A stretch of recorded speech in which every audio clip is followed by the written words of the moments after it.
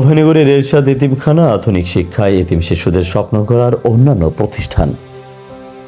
যশোরের অভয়নগরে অবস্থিত এরশাদ এতিমখানা শুধু একটি আবাসিক এতিমখানাই নয়, বরং আধুনিক শিক্ষা, নৈতিক মূল্যবোধ ও প্রযুক্তি নির্ভর দক্ষতা অর্জনের মাধ্যমে এতিম শিশুদের আদর্শ মানুষ হিসেবে গড়ে তোলার এক অনন্য প্রতিষ্ঠান। নার্সারি থেকে অষ্টম শ্রেণী পর্যন্ত থাকলেও ভোকেশনাল শিক্ষা এবং পরবর্তীতে যশোর টেকনিক্যাল কলেজে পড়াশোনার সুযোগ থাকায় এটি দেশের অন্যতম ব্যতিক্রমী এতিমখানা হিসাবে পরিচিতি পেয়েছে। আমরা এখানে লেখাপড়া করি, খেলাধুলা সব কিছুই আছে ব্যবস্থা। লেখাপড়া করি, খেলাধুলা করি, নামাজ কালাম পড়ি, একসাথে খাওয়া দাওয়া করি, ঘুমাই একসাথে। আমার বাবা নেই, এখান থেকে আমি অসুস্থ হলে আমাদের স্যার হাসপাতালে নিয়ে যান, ওষুধ কিনে দেন।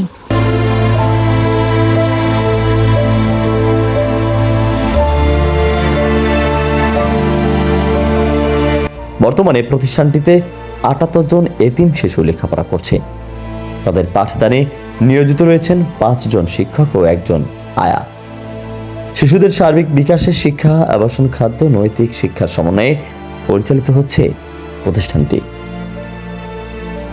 জানা যায় ১৯৮৬ সালের এরশাদ এতিমখানার যাত্রা শুরু হয় এবং এতিমখানাটি ১৯৮৮ সালে রেজিস্ট্রেশন পায়। প্রতিষ্ঠানের উদ্বোধন করেন তৎকালীন স্বাস্থ্যমন্ত্রী আজিজুর রহমান। সে সময় উপস্থিত ছিলেন তৎকালীন উপজেলা চেয়ারম্যান প্রয়াত নুরুল হক বাঘা সহ স্থানীয় গণ্যমান্য ব্যক্তিরা। বর্তমানে ২১ সদস্য বিশিষ্ট পরিচালনা কমিটির মাধ্যমে এতিমখানাটি পরিচালিত হচ্ছে। এতিমখানায় শিশুদের জন্য প্রতিদিন ৩ বেলা পুষ্টিকর খাবারের ব্যবস্থা রয়েছে। সাপ্তাহিক খাদ্য তালিকায় মাংস, মাছ, ডিম ও সবজি রাখা হয়। এছাড়া প্রতিদিন বিকেলে শিশুদের জন্য মুখরোচক নাস্তার ব্যবস্থাও করা হয়।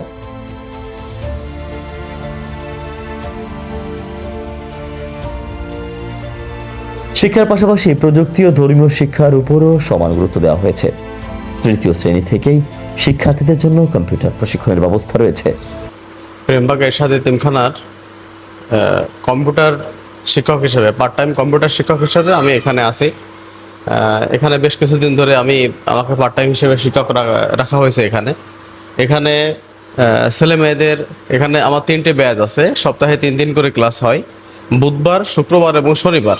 এখানে বাচ্চাদের কিছু একাডেমিক গাইড বই বাজার থেকে নিয়ে আসে, সেগুলোর পাশাপাশি বাস্তবিকভাবে এখানে কম্পিউটার শেখানো হয়। এখানে কম্পিউটার শেখানোর যে স্কিলগুলো আছে, মাইক্রোসফট অফিস, মাইক্রোসফট এক্সেল সহ ফটোশপের যে কাজগুলো আছে অ্যাডোবের, এই কাজগুলোর পাশাপাশি বেসিক নলেজের জন্য ওদের বইগুলো বিশেষভাবে দেখা হয়।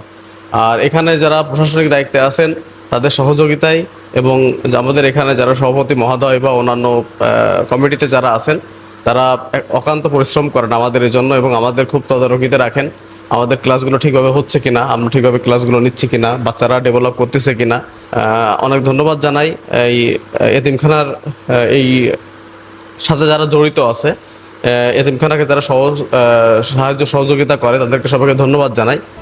সাধারণ শিক্ষার পাশাপাশি কোরআন শিক্ষা, ধর্মীয় পাঠ এবং নিয়মিত নামাজ আদায়ের জন্য পৃথক ব্যবস্থা রাখা হয়েছে।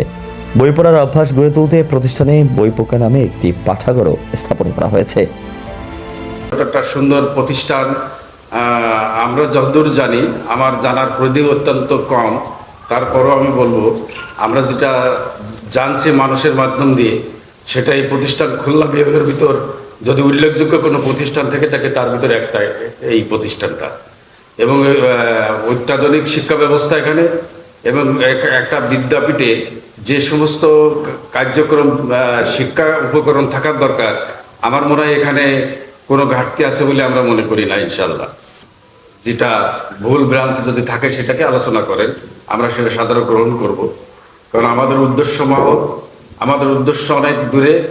আমরা এখানে প্রত্যেকটা বাচ্চাকেই আমরা কারিগরিভাবে এদেরকে গড়ে তোলার চেষ্টা করতেছি এবং শুধু দেশ না, দেশের বাইরেও আমাদের চিন্তাভাবনা আছে এদেরকে পাঠানোর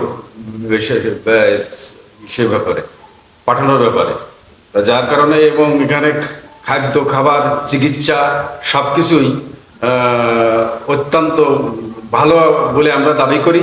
এবং যদি এই ধরনের কোনো ভুল তথ্য আপনারা পেয়ে থাকেন তাহলে আপনারা এখানে আসে এটাকে দেখভাল করে এখানে দেখতে পারেন যে আমরা আসলে প্রকৃত কি অবস্থায় তাদেরকে লালন পালন করছি, এটা দেখতে পারেন আপনারা। শিক্ষার থেকে শুরু করে খাদ্য, বস্ত্র, বাসস্থান সব কিছুই। এবং যদি কেউ এখানে পরামর্শ দেন তাহলে সে মনে করবো অত্যন্ত এই প্রতিষ্ঠানের প্রতি দরদি। যদি আমাদের ভুল ত্রুটি আমাদের সামনে এসে প্রকাশ করে যে এটা করলে ভালো হয়, পরামর্শ দেন, তাহলে আমরা অত্যন্ত খুশি হব। বলছি যে আপনারা যারা দূর থেকে এতিমখানা দেখছেন, আপনারা জানেন না এতিমখানা কী অবস্থায় আছে, আপনারা দয়া করে আপনারা এতিমখানায় আসুন, এতিমখানার পরিবেশ দেখুন, এতিমখানা কী হালে আছে, বাচ্চারা কী অবস্থায় থাকে, আপনারা দেখে শুনে তারপরে বিচার করে আমাদের এতিমখানার সম্পর্কে যা কিছু মন্তব্য হয় আপনারা করুন। দয়া করে বাইরের থেকে আপনারা কেউ কারোর কথা শুনে, কান কথা শুনে দয়া করে মিথ্যা কিছু রটাবেন না, তাতে আমাদের এতিমখানার বাচ্চাদের পড়াশোনার ব্যাঘাত ঘটবে, এতিমখানা সুন্দরভাবে পরিচালনা করতে ব্যাঘাত ঘটবে। আমরা চাচ্ছি আপনারা যারা আপনারা আমাদের কাছে আসুন, আমাদের ভুল থাকলে আপনারা ধরিয়ে দিন, আমরা অবশ্যই আপনাদের পরামর্শ গ্রহণ করব। সেই যদি ভুল থাকে আমরা অবশ্যই আপনাদের সেই পরামর্শ গ্রহণ করে যাতে সঠিকভাবে চলে সেই চেষ্টাটাই করব। ভালো বিষয় হচ্ছে যে আমি এইখানেই পড়াশোনা করে আলহামদুলিল্লাহ আল্লাহর রহমতে আপনাদের দোয়ায় এদেরই দেখাশোনার দায়িত্ব পেয়েছি, আল্লাহর কাছে শুকরিয়া আদায় করি। আমার কাছে মনে হয় যে এতিমখানায় আমি নিজে মানুষ হয়েছি, তো এতিম বাচ্চাদের যে কষ্টটা সেটা আমি খুব ভালোভাবেই জানি। তো আমার কাছে এমন কোনো বিষয় মনে হয়নি যে এতিমখানায় কোনো রকম খারাপ কিছু চলতেছে। আর আমি দীর্ঘ 20 বছর যাবত এখানে আছি, 19-20 বছর।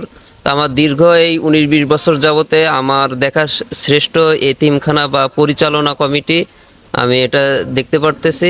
যদি কোনো খারাপ কিছু হতো আমি অবশ্যই এই এতিমখানায় থাকতাম না।